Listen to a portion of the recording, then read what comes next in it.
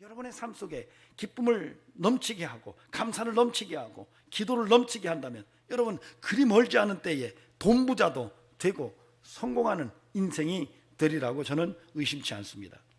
아멘. 근데 중요한 것은 그게 말부터 시작이더라고요. 우리가 돈 없이 사업한다는 것처럼 힘든 일이 없습니다. 자본 없이 사업을 한다? 보통 일 아니에요. 하늘에 별을 타는 것처럼 어렵습니다. 그러나 자본 가지고 사업한다면 그래도 어느 정도 재주만 있으면 해내요. 그래서 돈 없이 사업하려면 은행가를 막 문턱이 닳도록 찾아다니고 그렇게 애를 씁니다. 그런데 여러분 감사부자 되고 기쁨 부자 되고 기도 부자 되는 건 그런 일이 아니더라고요. 이미 있더라고요. 가만히 보니까 말부터 시작해야 되겠더라고요. 감사하는 말부터 차고 넘치게 하면 되겠더라고요. 말부터 합시다. 여러분의 말에 기쁨이 가득하면 되겠더라고요. 기도 말로 합니다. 그래서 저는 말부터 합시다. 말부터 감사한다고 얘기하세요. 감사할 일이 없어도 말로 감사합니다. 그리고 감사거리를 찾으면 엄청난 감사거리가 있어요. 기쁨의 말 하세요. 우울하고 슬픔의 말 하는 게 아니라 기쁨의 말을 자꾸 하세요. 가득 채우세요. 넘치도록 채우세요. 그리고 기도 입으로 합니다. 그렇게 산다면 주님 앞에 섰을 때 잘했다, 잘 살았어, 착하고 충성된 종이었어, 그렇게 주님의 칭찬을 들으리라고 믿습니다. 그렇게 삽시다. 예, 눈이 반짝반짝해서 제가 여러분의 눈을 보면 눈이 막 살아 있어야 돼요. 눈 좀 뜨세요. 저 이호일 집사님, 마스크만 가려도 되는데 마스크는 가려도 되는데 눈은 뜨셔야 돼요. 자, 오늘은 두 번째 잘 사는 비결이 뭔가? 오늘 데살로니가전서 5장 12절에서 15절입니다. 이 본문은 공동체 안에서 성도가 어떤 관계로 살아갈 것인가 하는 문제를 다루고 있어요. 바울이 성도가 잘 사는 거, 하나님 뜻대로 사는 잘 사는 삶의 방법은 공동체 안에서, 예수 공동체 안에서 어떻게 성도가 살아가는가, 성도와 성도가 어떤 관계로 인생을 살아가는가, 이것이 오늘 잘 사는 삶의 모습이에요. 저는 우리 성도들에게 공동체 안에서 잘 사는 은혜도 함께 하기를 바랍니다. 근데 중요한 것은 교회 공동체에 대해서 바울은 유기적인 공동체라고 말해요. 그러니까 유기적이고 의존적이라고 말합니다.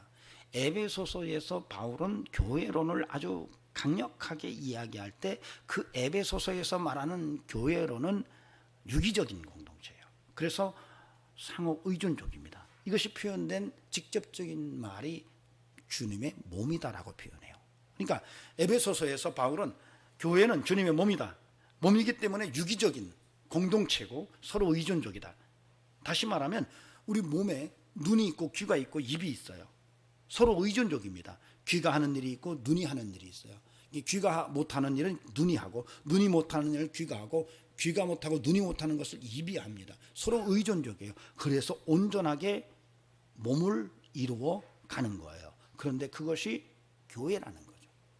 교회는 서로 의존적입니다. 그리고 굉장히 유기적이에요. 그런데 이런 유사한 구조가 가정입니다. 가정도 유기적이고 의존적입니다. 아빠가 하는 일을 전부 아빠가 하는 게 아니에요. 못하면 자녀들도 하고 엄마도 도와주고, 그래서 서로 유기적인 관계로 하나를, 가정이라고 하는 한 공동체를 이루어가는 겁니다. 이런 과정 속에서 서로 의존적인 문제, 유기적인 관계성이 확인이 돼요.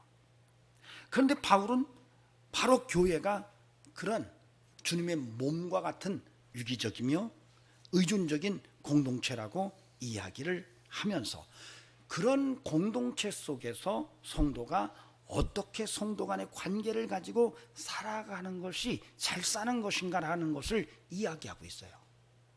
여러분, 오늘 마음을 열고 데살로니가 교회 교인들처럼 하나님의 음성이 들려지기를 바랍니다.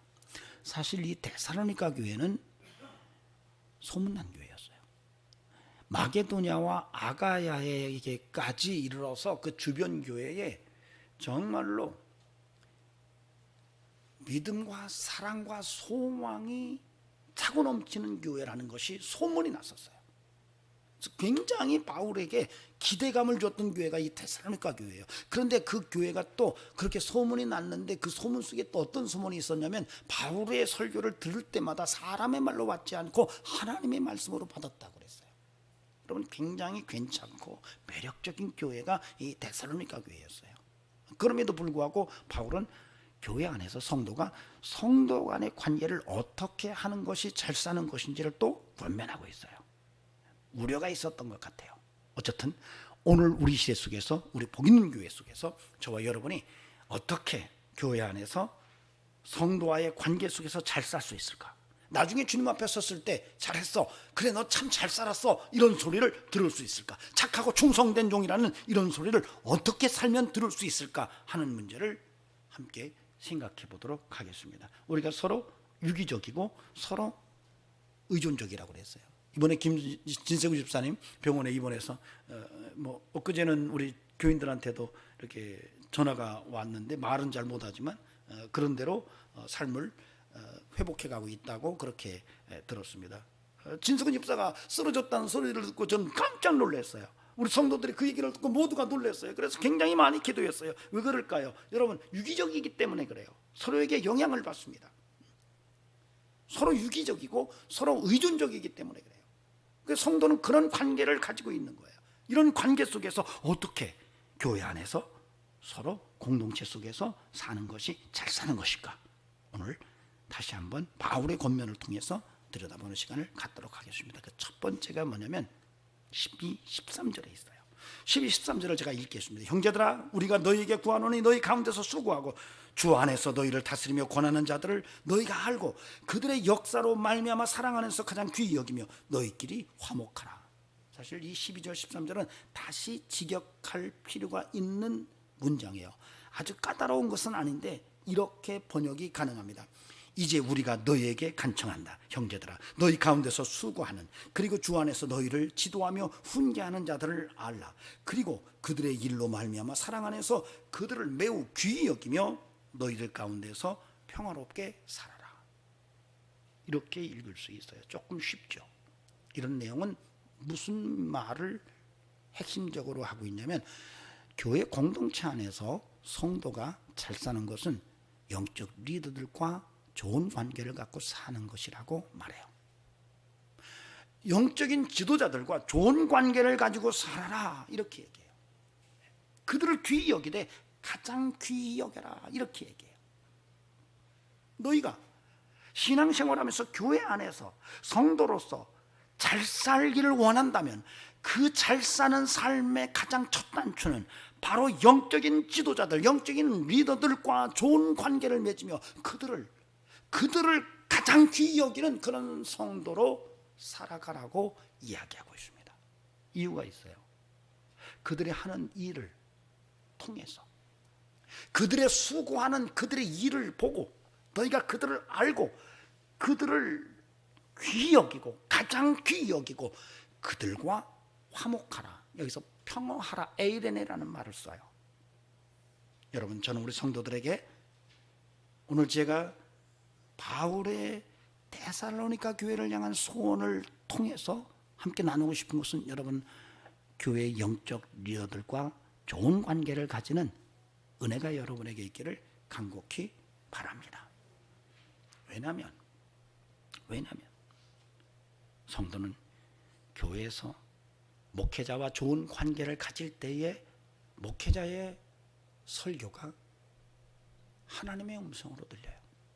성도는 교회 안에서 신앙생활할 때 목회자와 관계가 틀어지면 목사가 아무리 은혜스러운 설교를 해도 그 설교가 하나님의 음성으로 들려지는 게 아니라 사람의 말로 들려져요. 그러나 관계가 좋으면 목사의 설교가 하나님의 음성으로 들려지고 늘 은혜 받는 신앙생활이 가능한 거예요. 그래서 바울은 성도들에게 교회의 공동체 안에서 영적 리더들과 좋은 관계를 가질 것을 권하고 있는 것입니다. 저는 우리 성도들에게 그런 은혜가 늘 가득하기를 소망합니다. 우리가 교회 건강을 진단할 때에 여러 가지 요인을 가지고 교회가 건강한가를 진단할 수가 있어요. 그런데 그 아주 간단한 그런 교회의 건강의 척도를 측정하는 하나의 기준이 있습니다. 그 중에 하나가 뭐냐면 교회 성도들과 공동체 안에서 영적 리더와 여러분, 건강한 교회는 교회 영적 리더들과 성도들의 관계가 아주 친근합니다. 그리고 귀히 여겨요. 서로 아주 가깝고 귀히 여깁니다. 그런데 건강하지 못한 교회는 목회자와, 즉 다시 말하면 영적 리더들과 성도들의 관계가 살얼음판이에요. 살얼음판. 굉장히 살얼음판 갖는 것처럼, 살얼음판처럼 그렇게 교회 분위기가 그래요. 여러분, 이런 교회는 굉장히 지금 위기적 상황 속에 있는 것임을 우리가 알 수 있어요. 그래서 건강한 교회가 어떤 교회인지, 그리고 건강하지 못한 교회가 어떤 교회인지를 알아보려고 한다면 그 공동체 안에 성도들과 목회자의 관계가 어떠하냐를 통해서 알 수가 있는데, 저는 우리 교회가 정말로 목회자와 성도 간의 관계가 너무너무 귀한 그런 관계로 앞으로 끊임없이 변하지 않기를 간절히 소망합니다. 여러분, 마귀는 교회를 흔들 때에 여러 가지 방법을 통해서 교회를 흔들어요. 그런데 그 중에 아주 그들이 잘 사용하는 그러한 흔드는 무기가 있습니다. 그것은 뭐냐면 바로 성도와 목회자들이 살얼음판을 걷도록 만들어 놓습니다. 목회자, 영적 지도자와 성도들이 살얼음판을 걷는 것처럼 관계를 만들어 놔요, 마귀가. 그러면 그 교회는 힘을 못 씁니다. 교회는 끊임없이 그 문제 때문에 끌어안고 씨름하다가 모든 에너지를 다 거기에 소진해버려요.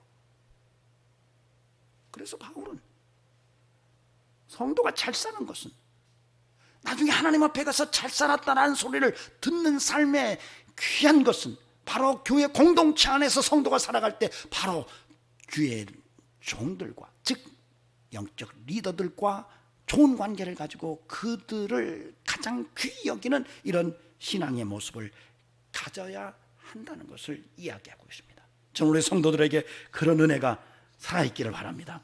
서로 잘 지냅시다. 잘 지냅시다. 여러분, 목사를 좀 알아주시기 바랍니다. 제가 대놓고 얘기가 조금 어려운데 바울이 그렇게 얘기했어요. 좀 알아주라고. 자, 함께 해봅시다. 목사님 참 좋습니다. 조기 은퇴한 목사님이 그런 얘기를 하더라고요. 조기를 잡은 게 아니라 조기 은퇴를 했어요. 일찍 은퇴를 했어요. 근데 교통사고가 나서 병원에 입원을 했대요. 병원에 입원을 해서 2주간을, 요즘엔 코로나니까 못 나가게 한대요. 그래서 2주간을 그냥 푹 쉬었대요. 푹 쉬는데 너무 좋더래요. 그러고 나서 2주가 끝나고 교회 가서 설교 준비하고 목회를 하는데 이게 힘들더래요. 이게 왜 이렇게 힘들지? 야, 내 목회를 너무 힘들게 했구나 라는 생각이 더 와닿더래요. 근데 마침 그때쯤 교인 중에 중직자 하나가 자기 부서에 뭘 좀 교회에다가 지원을 요청했는데 목사가 이렇게 보니까 원칙에 맞지를 않더래요. 그래서 이거 안 된다고 재정집 장로님한테 얘기를 했대요. 그랬더니 재정 장로님이 가서 얘기하더니 목사님 걱정하지 마세요. 제가 알아서 처리할 테니까 그냥 목사님 그 원칙대로 하십시오 그러더래요. 그래서 그렇게 넘어갔대요. 그리고 그 재정 장로님이 100만 원을 그 중직자가 있는 그 부서에 개인적으로 헌금을 했답니다. 근데 그것이 걸렸다고 계속 가시같이 파고 들어오는데 어느 날 자기가 잘못 알고 어떤 아주 사소한 일을 처리하는데 실수를 했대요. 근데 몰랐대요, 실수하는 줄도.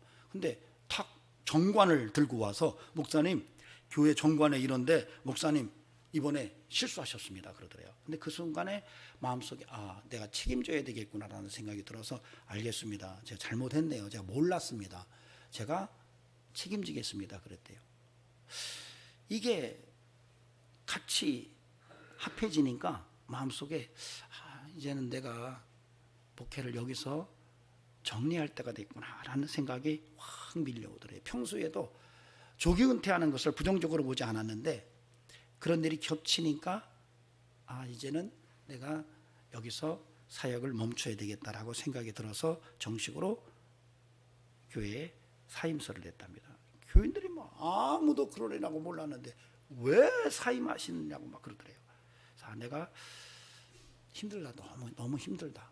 내 몸도 병이 있고 또 여러 가지 스트레스가 많아서 이제는 좀 쉬고 싶다 그랬더니 교인들이 그러면 1년 동안 안식년을 갔다 오시고 다시 오십시오 그러더래요. 아니다. 그리고 마지막에 그랬대요. 영적 권위가 무너져서 더 이상 사역이 힘들 것 같다 그러더래요. 그 얘기가 왜 나왔는지는 다른 교인들은 모른대요. 여러분, 교회가 서로 살아오는 판을 걸으면 서로 무너지는 거예요. 바울은 데살로니가 교회 성도들에게 그렇게 말했어요.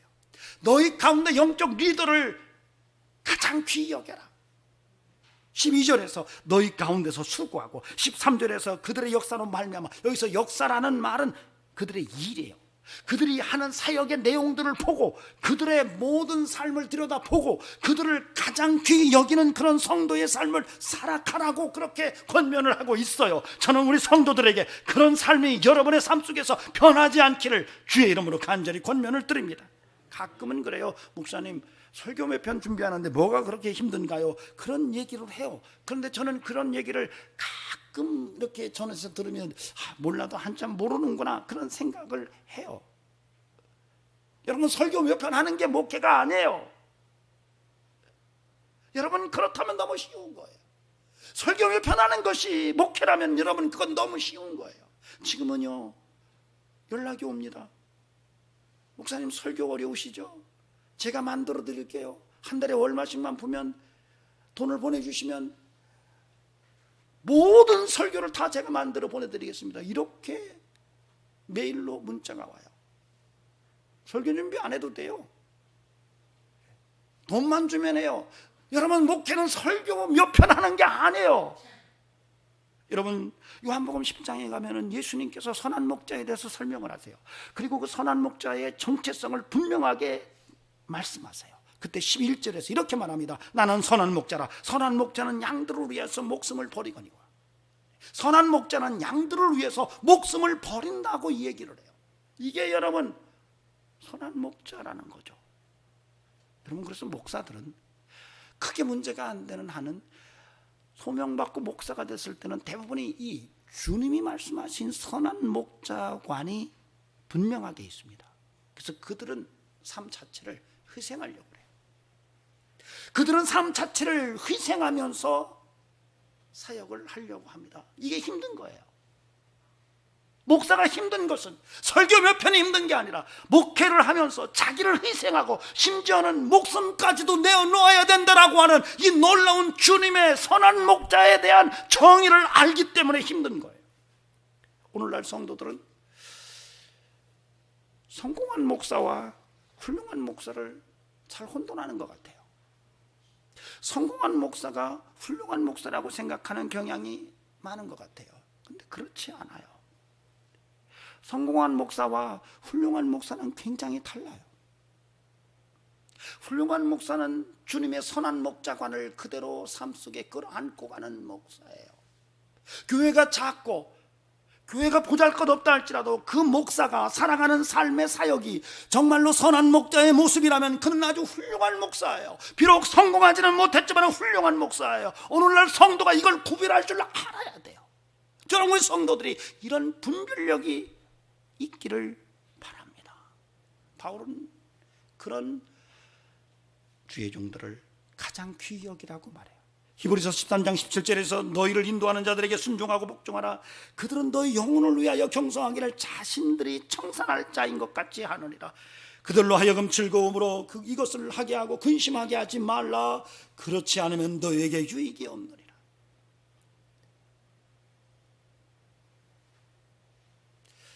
여러분, 장 목사는 훌륭한 목사는 아니에요. 그러나 주님의 선한 목자관을 붙들고 목회하려고 애를 쓰는 목사인 것은 고백이 가능해요. 여러분, 성도로서 목회자와 좋은 관계를 이어가는 그런 은혜가 함께 하기를 바랍니다. 제가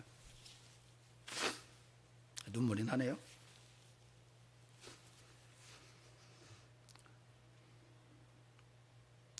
손영환 목사님이 애양원에서 사역할 때 초기에는 그 한센병 환자들이 젊은 사람이 왜 여기 왔을까 신뢰를 안 했대요. 손영환 목사님은 그 문둥 환자들을 끌어안고 그 상처를 보듬고 그걸 닦아주고 심지어는 그 환부에 입을 대서 고름을 빨아주는 일을 서슴지 않았대요. 그래서 목사님이 오면 교인들이 다 도망가기가 바빴답니다. 처음에는 의심했지만 그것이 진실이라는 것을 알고 얼마나 깊은 사랑의 관계를 가졌는지 모른대요. 어느 날 소문이 났는데 그 목사님이 나병에 걸렸다는 소문이 돌았대요. 이 목사님이 웃으면서 뭐라고 얘기하셨냐면, 차라리 내가 나병에 걸렸으면 얼마나 좋겠나. 내가 지금은 가면 다 도망가는데 내가 나병에 걸렸다면 그들과 함께 붙들고 웃고 울 수 있지 않겠느냐라고 말했대요. 여러분, 귀하지 않아요? 이 시대에 그런 훌륭한 목사가 기대되고 있는 현실을 봅니다. 어느 목사님이 이스라엘에 유학을 가서 어느 날 현장에 갔을 때 항상 양떼들을 지나가는 것을 봤지만 그날은 유심히 봤대요. 그랬더니 한 무리의 양떼가 쭉 지나가는데 앞에 목자가 없더래요. 보니까 뒤에 사람이 몰고 가더래요. 그래서 교수님한테 물었대요. 저 양반이 목자군요. 그랬더니 목자 아닙니다. 그러더래요. 예? 그랬더니 장사꾼입니다. 그러더래요. 장사꾼은 양떼를 뒤에서 몰고 갑니다. 목자는 양떼를 앞에서 몰고 갑니다. 그러더래요. 충격을 받았대요. 그래서 목회하는 동안에 나는 장사꾼 목사는 아닌가? 나는 정말 선한 목자인가라는 생각을 늘 마음속에서 되새겨봤다고 그러더라고요. 여러분, 저는 우리 성도와 저가 교회의 공동체 속에서 정말 좋은 관계를 유지하고, 저는 여러분을 위해서 선한 목자관을 가지고 사역할 뿐만 아니라 여러분은 영적 리더에 대해서 가장 귀히 여기는 영성으로 주님 앞에 설 때까지 지속될 수 있기를 소망합니다. 두 번째로는 14절 말씀이에요. 교회 안에서 성도가 어떤 관계를 가지고 믿음의 삶을 살아갈까. 또 형제들아 너희를 권면하노니 게으른 자들을 권계하며 마음이 약한 자들을 격려하며 힘이 없는 자들을 붙들어주며 모든 사람에게 오래 참으라. 14절에서 권계하며 격려하며 붙들어주며 오래 참으라. 명령형이 계속 나와요. 이건 성도가 성도와의 관계 속에서 어떻게 살아야 될지를 이야기해요. 권계하라, 훈계하라, 격려하라, 붙들어주라, 오래 참으라, 이렇게 얘기를 해요.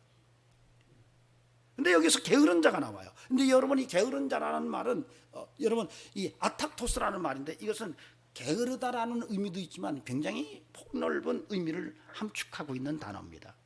무질서한 자, 무질서한 자를 이 아탁토스라고 말해요. 고장난 자, 비정상적인 자, 자기 자리를 벗어난 자, 이게 아탁토스라는 단어예요. 근데 오늘 우리 성경에는 게으른 자라고 번역했어요. 아주 순화해서 번역을 한 것 같아요. 실제적으로는 무질서한 자, 무질서한 자, 정말로 문제가 심각한 고장난 자, 비정상적인 자, 자기 삶에서 탈선한 자, 이런 자들에 대해서 훈계하라, 이렇게 말해요. 근데 바울은 희한하죠? 그 훈계를 먼저 얘기해요. 이게 순서상의 의미가 있습니다.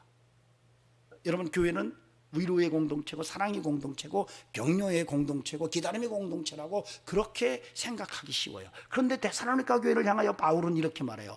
먼저 권계하라. 여러분, 교회가 권계가 먼저라고 하는 사실을 이 데살로니가 교회가 말하고 있어요. 여러분, 이게 굉장히 중요한 거예요. 교회 공동체는 서로 훈계하는 공동체라는 것을 이야기하고 있는 거예요. 여러분, 이게 왜 중요한지 아십니까? 여러분, 훈계를 거부하는 공동체는 건강한 공동체가 아닙니다.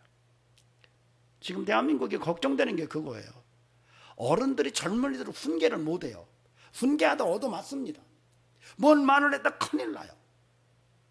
여러분, 요즘은 어느 정도예요? 부모의 훈계도 자녀들이 안 들어요.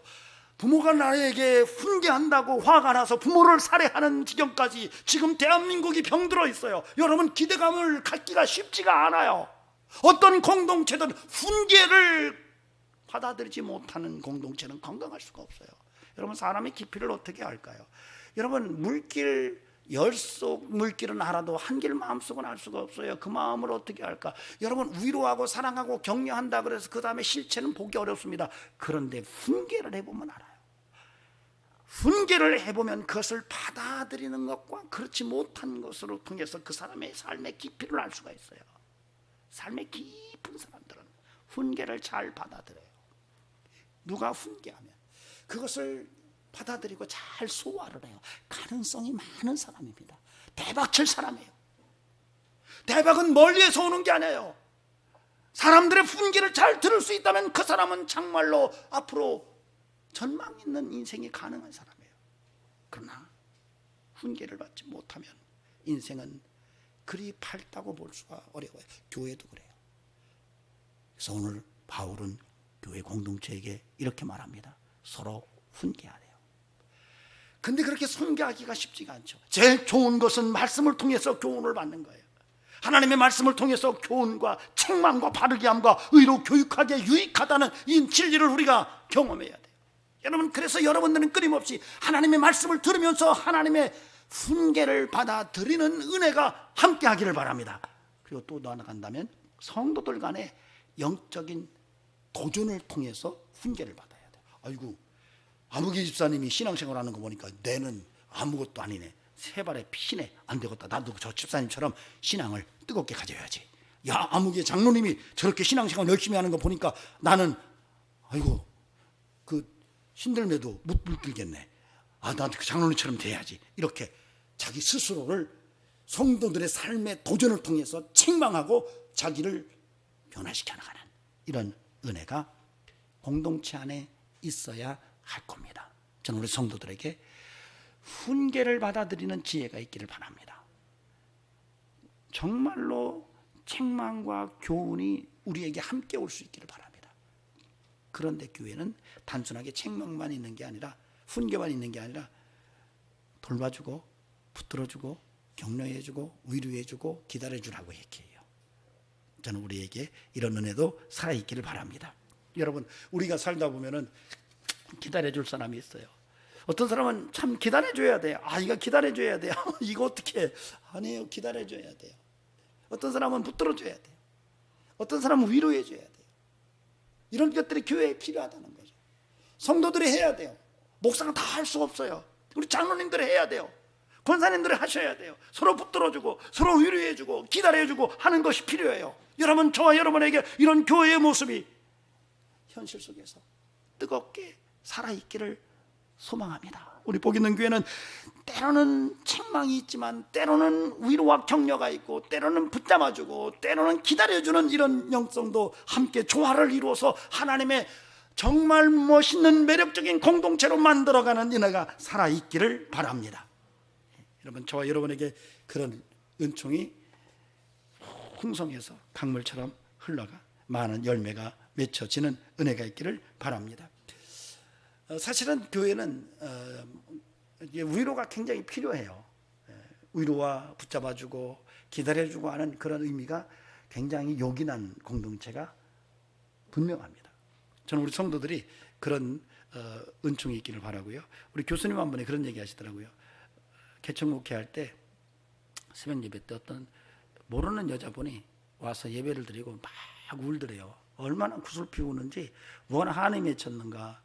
목사님 들어가지 않고 기다렸대요. 다 끝난 다음에 자매님 무슨 일이 있으신가요? 그랬더니 그 말을 하기가 무섭게 막 속에 있는 얘기를 하는데 끝일 줄을 모르더래요. 그런데 내용이 듣고 나니까 들으면서 참 안타깝더래요. 그러면서 목사님이 눈물을 뚝뚝 흘리니까 말하다 말고 목사님 왜 우세요? 그러더래요. 그냥 눈물이 나네요. 그랬더니 됐습니다. 목사님 울지 마세요. 그러더래요. 그리고 일어나려고 하는데 자매님 혹시 제가 자매님을 위해서 뭘 기도할 게 있나요? 그랬더니 목사님 됐습니다. 목사님의 눈물이면 됩니다. 그러더래요. 그러면서 그 교수님이 그래요. 목회하면서 목사가 울을 수 있어야 된다. 성도들의 얘기를 듣고 목사가 울을 수 있어야 된다라고 말씀하시더라고요. 여러분, 우리 공동체는 위로가 필요합니다. 세상에도 위로받을 사람들이 참 많아요. 교회 안에도 위로받을 사람들이 많아요. 우리 서로 위로하고 삽시다. 거창한 말로 위로는 하지 않더라도 이야기를 듣고 기도해주고, 이야기를 듣고 같이 울어주고, 정말로 이야기를 듣고 같이 기뻐할 수 있는 이런 공동체로 우리 복있는 교회의 모습이 날마다 성장이 가기를 간절히 소망합니다. 여러분, 저와 여러분의 삶 속에 이런 은혜가 살아있고, 마지막 15절에서 바울은 이렇게 말합니다. 삼가 누가 누구에게든지 악으로 악을 갚지 말게 하고 서로 대하든지 모든 사람을 대하든지 항상 선을 따르라. 항상 선을 따르래요. 선으로 악을 이기래요. 저는 우리 성도들에게도 이런 선으로 악을 이기는 이런 은혜가 함께 하기를 바랍니다. 여러분, 우리는 선을 쫓는 자들이에요. 선에 초점을 맞추고 살아가는 자들이에요. 악에 초점을 맞추는 자들이 아니에요. 선한 인생이에요. 선한 인생을 살아가야 돼요. 사실 잘 사는다는 것은 뭐 잘 먹고 잘 입고 잘 마시고 뭐 좋은 집에 살고 많은 돈을 가지고 산다고 이렇게 생각하는 것이 세상 사람들인데, 우리는 그게 아니에요. 우리는 선을 쫓는 게 잘 사는 거예요. 선을 쫓는 게. 우리 모두가 정말로 선한 것을 쫓는 것이 정말 잘 사는 삶이라는 것을 오늘 우리가 분명히 알아야 돼요. 그런데 이렇게 선을 쫓으면 교회 공동체 안에 놀라운 유익이 있어요.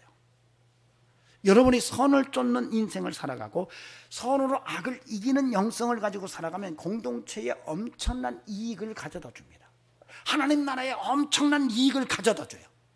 저는 이런 영성이 우리에게 필요하다고 봐요. 여러분, 목사도 그렇고 장로님들도 그렇고 권사님들도 그렇고 모든 성도들이 모두가 선을 쫓으려고, 그래 선으로 악을 이기려고 그렇게 인생을 살아간다면 교회 공동체에 엄청난 시너지 효과와 유익을 가져다 준다는 것을 오늘 우리가 알아야 돼요.